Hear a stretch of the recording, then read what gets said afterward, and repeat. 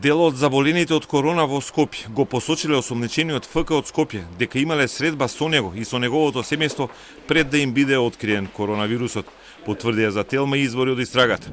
Исто така, за осомничениот имало и пријави од граѓаните дека патувал во странство и не се придржувал до самоизолација. Поради тоа полициските инспектори ја почнале истрагата во која откриле дека скопјанецот дал лажен исказ за своето патување во странство и МВР му поднесе пријава за 2 члена по кривичниот законник, со кои се предвидени и парични, но и казни до 3 години затвор. Примена е пријавата и отворен е предмет, а веќе се преземаат и истражни постапки, одговорија за Телма од обвинителството. Во рамките на истрагата ќе се земаат и искази од заболените кои го пријавиле осомничениот, но ќе се проверува и друга документација од граничните премини. Дополнителната заменичка министерка Петровска вчера соопшти дека досега полицијата утврдила дека осомничениот лажно сведочел откако неговите родители биле диагностицирани со коронавирус и при епидемиолошката анкета на лекарите им кажал дека не патувал во странство. Но во граничната евиденција на преминот Табановце неговото име го имало дека таму поминал на 8 март. И при распитот од инспектори во полициската станица во Карпош, осомничениот тврдел дека не патувал во странство.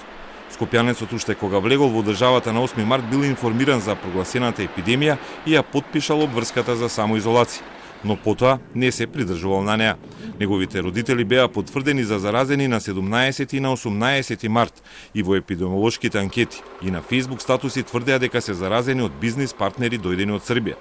И тие тврделе дека немале патување во странство, иако за таткото на сега осомничениот е утврдено дека и тој патувал во Србија на 6 март.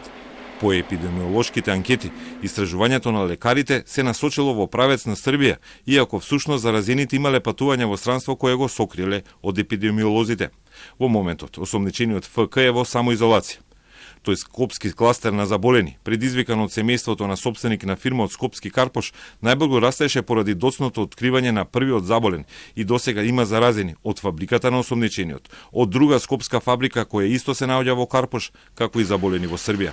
Од МВР за Телма вела дека информацијата за лажниот исказ стигнала прво од граѓани и тие пријави веднаш се проверуваат. Во тек се проверки на други пријави во кои заразени или нивни блиски тврдат дека не патувале во странство, а граѓаните што ги пријавуваат тврдат спротивно, дека всушност се вратиле од странство. Имало и неколку пријави дека лица во карантин биле пуштани дома, но по полициските проверки се утврдило дека нема такво прекршување на карантинските процедури.